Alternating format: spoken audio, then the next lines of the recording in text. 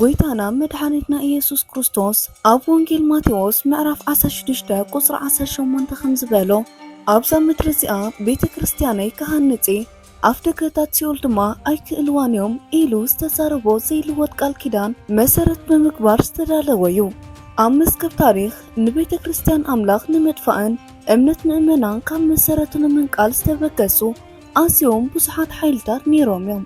እዞም ሓይልታት እዚኣቶም ኣብ ስፋን ነገስታት ብጭካነ ምልካውያን ገዛእቲ ወይ ብዕውር ርእይቶ ዓለማዊ ጽልኢ ተሓቢኦም ኣብቲ ኣካል ክርስቶስ ዝኾነት ቤተ ክርስቲያን መከራ ከም ውሕጅ ኣውሪዶም እዮም። እዞም መግለጽታት ሓይሊ ጸልማት እዚኣቶም ኣብ ምድሪ ዝኸፈትዎም ኣፍ ደገታት ሲኦል እውን ነይሮም እዮም። እዚ መደብ እዚ ኣብ መጻጽኣን ናይዞም ፈተንቲ መራሕቲ ሓይልታት ኣብ ልዕሊ ቤተ ክርስቲያን ዘውረድዎም መከራን ስቃይን ከምኡውን ኣብ መወዳእታ እቲ መለኮታዊ ቃል ኪዳን ከመይ ገይሩ ሓቂ ኮይኑ ከም ዝጸንዐን ኣፍ ደገታት ሲኦል ዕድለን ከም ዝተመንጠለን ብዕምቆት ዝደስስ እዩ። ቀዳማይ ምዕራፍና ኣብ ልዕሊ ቤተ ክርስቲያን ንፈለማ ግዜ ሰይፍ መንግስቲ ዝመዘዘ ዘመነ ሰማዕትነት ዝጀመረ ንጉስ ታሪኽ ሒዙ ይጅመር። ምሳና ጽንሑ ድሕሪ ልደተ ክርስቶስ ኣብ 64 ዓመተ ምህረት ሓምለ 18 እታ ርእሰ ከተማ ዓለም ዝነበረት ሮም ብሃልሃልታ ሓዊ ተዋሓጠት። ካብቶም 14 ኣውራጃታት እታ ከተማ መብዛሕትኦም ሓሙኽሽቲ ኾኑ። እታ ማእኸል ስልጣነ 1000 ዓመት ዝነበረት ከተማ ብድምፂ ስቃይ ተመልአት። እቲ ህዝቢ ንብረቱ ገዝኡን ስድሩኡን ገዲፉ ኣውያቱ ስመዐ። ኣብ ማእኸል እዚ ዓብ ጥፍኣት ቁጥዕን ጥርጣርን እቲ ህዝቢ ናብ ሓደ ሰብ ኣመልከተ። ናብቲ ገዛእ ንጉሶም ኔሮን ቀላውዴስ ቄሳር። ሮም ክትቃጸል ከላ ንሱ በገኑ እንዳተጻወተ ብዛዕባ ውድቀት ትሮይ ግጥሚ ገጥም ነበረ ዝብል ዘስካሕ ክሕወረ ኣብታ ከተማ ተዘርገሐ። ቁጥዕቲ ህዝቢ ካብ ቁፅፅር ወፃኢ ቅድሚ ምዃኑ ኔሮን ተሓታቲ ናይቲ ጥፍኣት ዝኸውን ካልእ ኣካል ክደሊ ነበሮ። ኣዒንቱን ልቡን ዘትኮረሉ ኣብ ወሰንታ ከተማ ዝነብሩ ብዙሕ ዘይፍለጡ እንተኾነ ግን ንኣማልኽቲ ሮም ኣይንሰግድን ኢና ብምባሎም ዝጸልእዎም ሓደሽቲ ጉጅለታት ነበሩ። ኣብኦም ኣትኮረ። እዞም ሓደሽቲ ጉጅለታት እዚኣቶም ክርስትያናት ይበሃሉ። በዚ ውሳነ እዚ ኣብ ልዕሊ ሰዓብቲ ክርስቶስ ቀዳማይ ናይ መንግስቲ ስደት ብወግዒ ተጀመረ። እቲ ዓብ ሓይሊ ሮም ንፈለማ ግዜ ከም ኣፍ ደገ ሲኦል ተኸፊቱ ህልውና ክርስትያናት ክውሕድ ተበገሰ። ነዚ ኣፍ ደገ ሲኦል ዝኸፈቶ ሰብ መን ነበረ? ናብ ስልጣን ዝመጸኸ ከመይ ገይሩ እዩ? ምሳና እንተጸኒሕኩም ብዛዕባ እቲ ጨካን ንጉስ ብዛዕባ ኔሮን ቄሳር ብዝርዝር ክትሰምዑ ኢኹም። ንመንግስቲ ዝወሓጦ መወዳእታ ዘይብሉ ጽልእን ኣረኣእያን እዩ።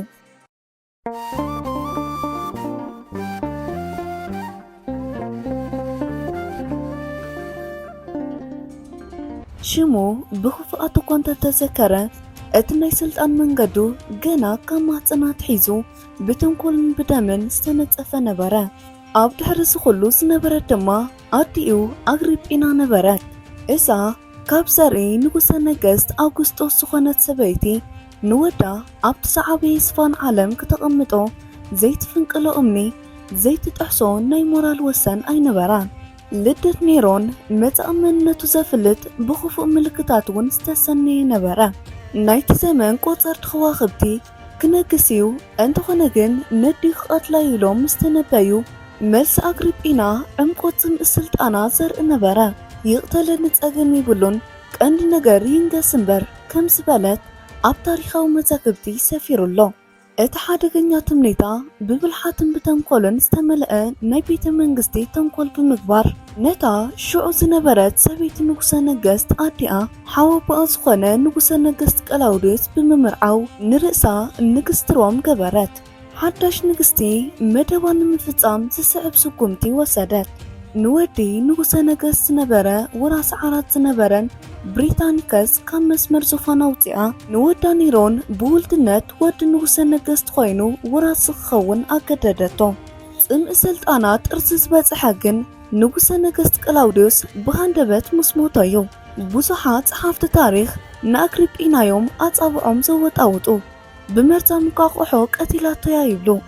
ብርግጽ ሓደጋ ነይሩ ዶ ወይስ ውዱእ ቅትለት? ሓቂ ዝኾነ ግን ሓደ ነገር ንጹር ነበረ። ወዲ 16 ዓመት ኔሮን ናብ ዙፋን ምስ መጸ መንገዲ ዘጣጥሐትሉን ኣብ ድሕሪት ኮይና ነቲ ስልጣን ትቆጻጸሮ ዝነበረት ኣዲ ነበረት። ካብቲ ምን ተወሊዱ ምስ ተመን ዝዓበየ ተመን ከም ዝኸውን ኔሮን ውን ተንኮልን ጭካንን ኣዲኡ ወሪሱ ነበረ። ካብ መጀመርትኡ ብደም ዝተበከለ ብክሕደት ዝተሃነጸ ብተንኮል ዝተሸለመ ስልጣን ንሰናይ ነገር ክውዕል ኣይክእልን እዩ። እዚ ስልጣን እዚ ብዙሕ ከይጸንሐ ኣብ ገዛእ ስድርኡ ቀጺሉ ኣብ ሮም ኣብ መወዳእታ ድማ ኣብ ንጹሃን ክርስትያናት ዝጠመተ ናይ ክፍኣት መሳርሒ ንምዃን ግዜ ወሰደሉን። ኣብ ደገ ሲኦል ካብ መጀመርትኡ መሰረቱ የነብር ነበረ። ናይ ኔሮን ቀዳሞት ዓመታት ንግስንኡ ብደገ ክረኣዩ ከለዉ ኣብ ህዝቢ ሮም ተስፋ ዘንጸባርቑ ይመስሉ ነበሩ። በቲ ዘመን እቲ በቶም ዓበይቲ ፈላስፋታት ዝኾኑ ኣማኸርቱ ሴካምብረስ እንዳተመርሐ ንህዝቢ ዝጠቅም ዝመስል ምምሕያሻት ገበረ። ፍትሒ ዝሰፈነሉ ሰላም ዝበዝሐሉ ዘመን ዝመጸ መሲሉ ነበረ። እንተኾነ ግን ካብ ድሕሪቲ ምዕሩግ መናድቕ ቤተ መንግስቲ ናይቲ ንጉሰ ነገስት ሓቀኛን ዘፍርሕ መንነት ከም ጽላሎት እንዳዓበየ ከም ዝነበረ ወላ ሓደ ኣየስተውዓለን። ስነ ምግባር ንዕኡ ትርጉም ዘይብሉ ባዶ ቃል ነበረ። ናይ መዓልቲ ስርዓትን ክብርን ንድሕሪት ገዲፉ ለይቲ ምስ ነጋዶ ኣብ ኣከዳድና ተመሳሲሉ ምስ ውሕዳት ኣዕሩኽቱ ብምዃን ኣብ ጎደናታት ከተማ ህውከትን ረብሻን ይፈጥር ነበረ። ንጹሃን ድማ የጥቅዕ ነበረ። ናይ ሮም ንጉሰ ነገስት ናይ ለይቲ ረባሽ ኮይኑ ሰላምታ ከተማ እንዳዘረገ ምሕዳር ልማዱ ኾነ። ናይ ክፍኣቱ ቀዳማይ ዓብ ምዕራፍ ዝተኸፈተ ንስልጣኑ ዕንቅፋት ክኸውን ኢሉ ኣብ ዝፈርሖን በቲ ንጹህ ወራሲ ዝፋን ዝነበረ ብሪታኒከስ ነይሩ። ኣብ ሓደ ደሚቕ ናይ ቤተ መንግስቲ ግብጃ ኔሮን ብፍሽኽታ ዝመልኦ ገጽ ንብሪታኒከስ ብመርሲ ወጊዱ ቀተሎ። ናይ ቤተ መንግስቲ ኣዳራሻት ብሙዚቃ ክደንቁ ከለዉ ልብቲ ንጉሰ ነገስት ብደም ሓው ረስሪሱ ነበረ። እንተኾነ ግን ናይ ጭካንኡ ጥርዚ ናይ ክፍኣቱ ጫፍ ጭካንኡ ዝበጽሐ ኣብታ ዝወለደቶን ንስፋን ዘብቃዓቶም ገዛ ኣዲኡ ኢዱ ምሳል ዓለዩ። እቲ ብተንኮል ዝተመልአ እምርኡ ነድዩ ኣግሪጲና ንምውጋድ ብዙሕ መደባት ኣውፅአ። መጀመርያ ኣብ መደቀሲ ክፍላ ናሕሲ ብምፍራስ ክጭፍልቓ ፈተነ። ብተኣምር ክበሃል ብዝከኣል ኩነታት ተረፈት። ቀጺሉ ድማ ኣብ ጉዕዞ ባሕሪ ብፍላት ኣብ ትጥሕል መርከብ ኣስፈራ። ኣዲኡ ግን ክእለት ምሕምባሳ ተጠቂማ ብህይወት ኣምለጠት። ካብ ሞት ምምላጥ ኣዲኡ ንኔሮን ብቆጥዐ ቃጸሎ። ትዕግስቱ ተወድአ። ወታደራቱ ናብ ዝነበረቶ ሊኢኹ ኣብ ታሪኽ ዘይርሳዕ ኣሰቃቕ ትእዛዝ ኣመሓላለፈ። ነታ ዝወለደት ንማህፀን ውቅዋ ብምባል ብግፍ ዕቕተላ። ደም ገዛ ኣዲኡ ዘፍሰሰ ሰብ ትእዛዝ ፈጣሪ ዝጠሓሰ ሰብ ንኻልእ ሰብ ክርህርህ ኢልካ ምሕሳብ ከንድዩ። ልቢ ኔሮን ንርህራሄ ተዓጽዩ ብጭካነ ሙሉእ ብሙሉእ ደንዚዙ ነበረ። ነፍሱ ንዝኾነ ናይ ክፍኣት ስራሕ ተዳልያ ነበረት። እዚ ጽምኢ ደም እዚ ብዙሕ ከይጸንሐ ሓድሽ ግዳይ ንምድላይ ኣንፈቱ ናብ ንጹሃን ክርስትያናት ገበረ። ሓውሮም ንኔሮን ናይ ፖለቲካ መሳርሒ ኾኖ።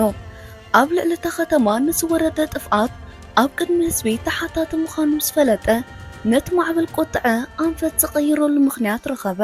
ህዝቢ ኣብ ልዕሊኡ ዘንጸባርቑ ናይ ውግዘታት ጻብዕቲ ናብቶም ገለ እኳ ዘይፈልጡ ኣብ ገዛ ዓለሞም ዝነበሩ ክርስትያናት ከም ዘመልክት ገበረ። ሮማዊ ጸሓፊ ታሪኽ ቲስተስ ባዕሉ ከም ዝመስከሮ ኔሮን ንክርስትያናት በቲ ሓደጋ ሓዊ ተሓተቲ ብምግባር ኣብ ታሪኽ ወዲ ሰብ ተራእዩ ዘይፈልጥ ጭካነ ዝመልኦ ቕፅዓት ፈጸመሎም። እዚ ኣብ ልዕሊ ቤተ ክርስቲያን ዝተኸፈተ ቀዳማይ ኣፍ ደገ ሲኦል ነበረ። ጭካነ ኔሮን ወሰን ኣይነበሮን። ብክርስቶስ ዝኣምኑ ምእመናን ካብ ነፍሲ ወከፍ ቤቶም እንዳተኣከቡ ንመዘናግዒ ህዝቢ ኣብ ዝዳሎ ኣረመናዊ ትርኢት ይቐርቡ ነበሩ። ገሊኦም ንጥሙያት ኣናብስን ድብን ክበልዕዎም ተዋሃቡ። ገሊኦም ድማ ብቆርበት ኣራዊት ተጠቕሊሎም ብኽላባት ተመናጠሉ። ብዙሓት ከም ጎይቶኦም ኣብ መስቀል ተሰቒሎም ብስቓይ ክሞቱ ተፈረዱ። ካብ ኩሉ ዝኸፍአን ጫፍ ክፍኣት ወዲ ሰብ ዘርኣየ ተግባሩ ግና ንክርስትያናት ብሽምዓ ዝተለኸየ ክዳውንቲ ልቢሱ ለይቲ ከም ፋኑስ ብምቅጻል ኣብ ገዛእ ቦታታት ኣትክልቱ ከብርሃሎም ምግባሩ ነበረ።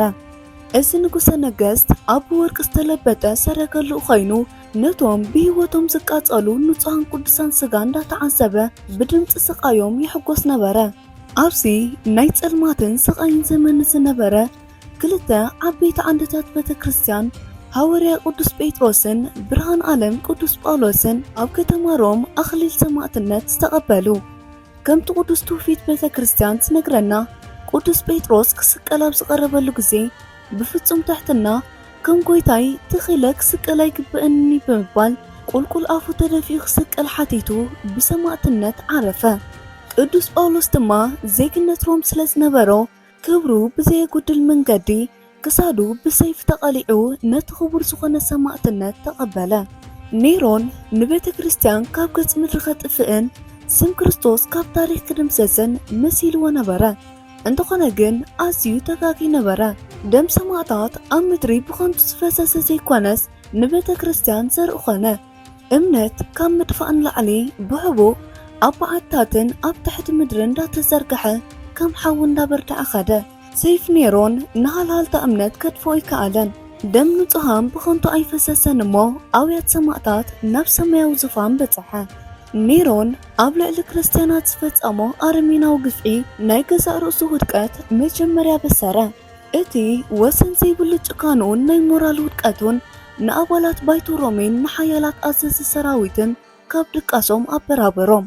ኣብ ከባቢ ዝነበሩ ኩሎም ዝቕጽል ግዳይ ንሳቶም ክኾኑ ከም ዝኽእሉ ብምግንዛብ ብጥርጣረን ብፍርሕን ክረኣዩ ጀመሩ። ቀዳማይ ናይ መጠንቀቕታ ደወል ዝተደወለ ብጋየስ ካልፖርኒዮስ ፒኮ ዝተመርሐ ዓብዪ ናይ ተንኮል ምንቅስቓስ ነበረ። እቲ ተንኮል ኣብ መወዳእታ ሰዓት እኳ እንተፈሸለ ንናይ ኔሮን ናይ ስልጣን መሰረት ኣዝዩ አንቀጥቀጦ። ኣብ መልሲ ድማ ኔሮን ብጥርጣረ ዝረኣዮም ክቡራት ሰባት ኩሎም ብዘይ ዝኾነ ምሕረት ኣጥፍኦም። ካብዚኣቶም ማእኸል ሓደ እዋን ኣማኻሪኡን ናይ ጥበብ ሰብን ዝነበረ ፈላስፋ ዘይካውን ኣይተረፈን። እንተኾነ ግን እቲ ናይ መወዳእታን ክቃወሞ ዘይከኣለ ጥፍኣት ዝመጸ ግን ካብቲ ዝምክሓሉ ዝነበረ ሰራዊት እዩ። ኣብ ዝተፈላለዩ ክፋላት ግዝኣቱ ዝነበሩ ሓያላት ኣዘዝቲ ሰራዊት ከም ጋልባ ኣብ እስጳኛ፣ ከም ቬንዴክስ ኣብ ጎል ወይ ፈረንሳ ኣብ ልዕሊ ኔሮን ብግልፂ ውግእ ኣወጁ። እቲ ክሕደት እንዳሰፍሐ ምስ ከደ ናይ ገዛእ ርእሱ ቀረባ ሓለውቲ እውን ከይተረፉ ገጾም ጠወይሉ። ኔሮን ዓለም ኣብ ኢዱ ዝሓዘ መሲልዎ ዝነበረ ሓያል ንጉሰ ነገስት ኣብ ሓንቲ ለይቲ በይኑ ተረፈ። ካብቲ ብግርማ ዝነብረሉ ዝነበረ ቤተ መንግስቱ ለይቲ ሃዲሙ ኣብ ናይ ሓደ እሙን ኣገልገሊኡ ቪላ ተሓበአ። ንሱ ኣብኡ ኸሎ ባይቶ ሴኔት ጸላእ ህዝቢ ኢሉ ከም ዝኣወጆን ብፍላጻ ተወጊኡ ኣብ ኣደባባይ ክቕተል ከም ዝተፈረዶን ዘመልክት ዘስካሕክሕ ዜና ምስ ሰምዐ እቲ ናይ ጅግንነትን ትዕቢትን መሸፈኒኡ ተገፊፉ ብፍርሒ ተዋሓጠ። ኣብ መወዳእታ ድማ ወታደራት ክሕዝዎ ምስ መጹ ብፍጹም ተስፋ ምቑራጽ ኮይኑ እንተይ ዝበለ ዓብ ስነ ጥበባዊ ኣብ ውሽጠይ ይመውት ኣሎ እንዳበለ ክሓዘንን ኣብ ጥቑኡ ብዝነበረ ሰብ ሓገዝ ንነብሱ ብሰይፊ ወጊኡ ህይወቱ ድፈአ። እቲ ወዲ 30 ዓመት ንጉሰ ነገስት ነዲኡ ዝቐተለ ንሓዉ ብመርዚ ዘድፈአ ንቅዱሳን ከም ፋኑስ ዘቃጸለ ንምድሪ ሮም ብደም ንጹሃን ዘጠልቀየ ሰብ መወዳእትኡ ከምዚ ዝተዋረደ ኾነ። እቲ ኣፍ ደገ ሲኦል እውን ተዓጸወ።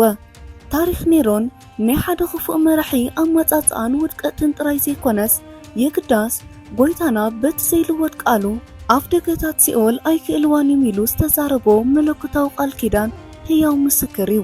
ኔሮን በቲ ኣብ ዘመኑ ዝነበረ ዓብ ስልጣን ወሰን ብዘይብሉ ሃብቱን ኣረሜናዊ ጭካኑን ተኣማሚኑ ንቤተ ክርስቲያን ክርስቶስ ከም መሰረታ ንምንቃል ፈቲኑ ነበረ።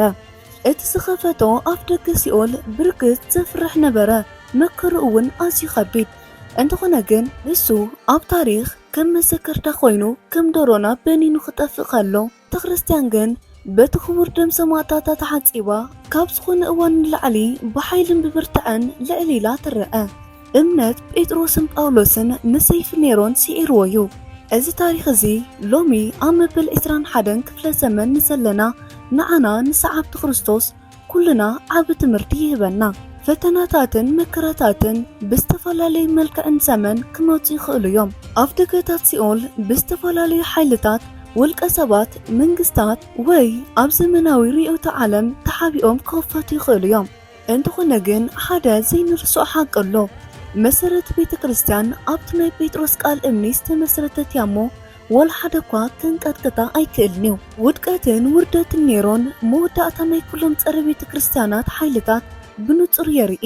ስልጣን ይሓልፍ፣ ዙፋን ይግምጠል፣ ምልካውያን ይወድቁ፣ ቤተ ክርስቲያን ክርስቶስ ግና ንዘለዓለም ጸኒዓ ትነብር። ሰላም እግዚአብሔር ምስ ኩላትና ይኹን። አሜን።